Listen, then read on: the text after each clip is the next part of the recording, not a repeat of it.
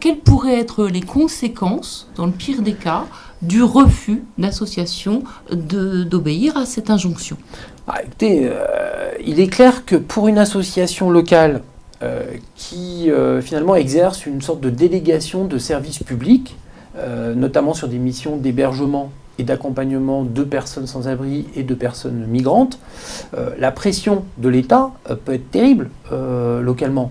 Une pression, j'allais dire, politique, c'est-à-dire une injonction de transmettre la liste des personnes qui sont hébergées, une injonction d'accueillir des fonctionnaires dans la structure d'hébergement et de décliner donc l'identité et des informations nominatives sur les personnes qui sont hébergées, avec des risques de sanctions financières, c'est-à-dire que ce sont des établissements qui sont tarifés par l'État et qui sont pour la plupart financés à 100% par l'État. Donc l'État, du jour au lendemain, peut décider, si un établissement refuse d'obtempérer, de réduire les financements, ou en tout cas de dire, écoutez, si telle personne sans papier, vous voulez continuer à l'héberger, vous le faites, mais sans financement de l'État. C'est ça le risque. Nous, on va utiliser toutes les voies de recours gracieux, recours contentieux, on va se battre.